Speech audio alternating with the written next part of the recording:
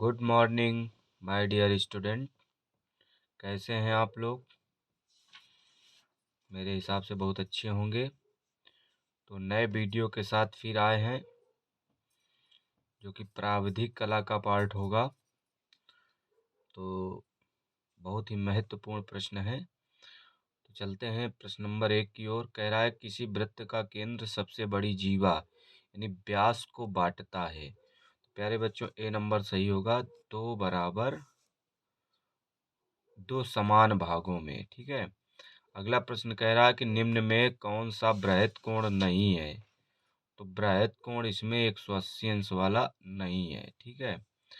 अगला प्रश्न है, कह रहा है 1 डेकामीटर में कितने डेसीमीटर होंगे। तो 1 डेकामीटर में 100 डेसीमीटर होंगे। अगला प्रश्न है 1 किलोमीटर में कितने हेक्टोमीटर होंगे। तो 10 हेक्टोमीटर होंगे प्यारे बच्चों। अगला प्रश्न कह रहा है 1 किलोमीटर में कितने डेसीमीटर होंगे। तो 10,000 डेसीमीटर होंगे। अगला प्रश्न है त्रिभुज के अंतःकोणों का योग होता है या योग होगा। तो 2 समकोण वाला सही होगा। निम्न में से कौन सा सरल कोण है। तो प्यारे बच्चों, इसमें आपको सरल कोण बताना है। तो सरल कोण होगा 180 अंश।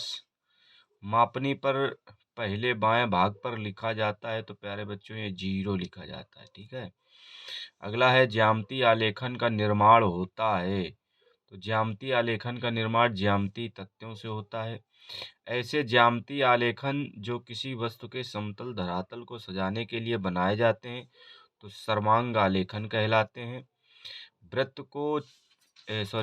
वृत्त का क्षेत्रफल ज्ञात करने का सूत्र है। तो वृत्त का क्षेत्रफल ज्ञात करने का सूत्र है पाई गुणे त्रिज्या स्क्वायर। आयत का क्षेत्रफल ज्ञात करने का सूत्र है तो लंबाई गुणे चौड़ाई। वर्ग का क्षेत्रफल ज्ञात करने का सूत्र है तो भुजा स्क्वायर। जब कोई वृत्त किसी क्षेत्र के अंतर्गत खींचा जाता है, तब वह क्षेत्र की प्रत्येक भुजा को स्पर्श करेगा। भुजा को स्पर्श करता है। एक वृत्त के अंतर्गत केवल उसी चतुर्भुज की रचना हो सकती है जिसके सम्मुख कोण का योग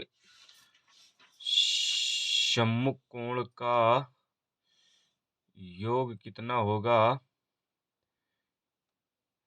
2 समकोण, यानी 2 वहां लिखा हुआ है, ये समकोण होगा। अगला प्रश्न है कि जब किसी क्षेत्र की सभी भुजाएं किसी अन्य क्षेत्र की भुजाओं को स्पर्श करती हों अथवा शीर्ष आकृति पर पड़ते हों, तो उस क्षेत्र को अन्य क्षेत्र के क्या कहते हैं। यानी जब किसी क्षेत्र की सभी भुजाएं किसी अन्य क्षेत्र की भुजाओं को स्पर्श करें तो अंतर्गत होगा। अगला है, जब किसी क्षेत्र के सभी शीर्ष किसी अन्य क्षेत्र की भुजाओं पर स्पर्श अथवा शीर्षों पर होते हैं, तो उस क्षेत्र को अन्य क्षेत्र के परिगत कहा जाता है। ठीक है प्यारे बच्चों, क्या कहा जाएगा? परिगत। अगला प्रश्न है, वह सरल रेखा जो वृत्त के केंद्र से होकर जाती है तथा उसके दोनों सिरे वृत्त की परिधि पर होते हैं, तो वो व्यास कहलाएगा। अगला प्रश्न है 19 नंबर का। कह रहा है कि किसी वृत्त की स्पर्श रेखा के स्पर्श बिंदु को वृत्त के केंद्र से मिलाने पर स्पर्श रेखा के साथ वृत्त की त्रिज्या कितने अंश का कोण बनाती है। तो ये 90 अंश का कोण बनाएगी। किसी समबाहु त्रिभुज के लिए कौन गुण लागू नहीं होगा। तो ये वाला सी नंबर सही होगा प्यारे बच्चों। तो प्यारे बच्चों, ये 20 क्वेश्चन आपके हुए हैं।